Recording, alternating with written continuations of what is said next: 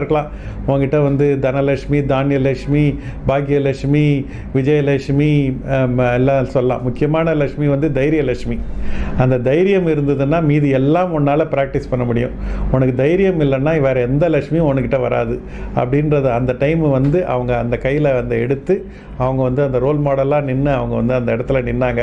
அந்த இடத்துல தான் அந்த விமன் பவர் அப்படின்றத வந்து எங்கள் அம்மா கிட்ட கற்றுக்கினேன். இன்னொன்று முக்கியமாக எங்கள் அப்பா கிட்ட நான் கற்றுக்கிறது வந்து நான் வந்து சொன்னால் வந்து என்ன சொல்லணும்னா வந்து அதாவது வந்து business success and English or related அப்படின்னு சொல்லுவார். அதுதான் என்னோடய வாழ்க்கையில் இன்னொரு டேர்னிங் பாயிண்ட்டாக வந்தது.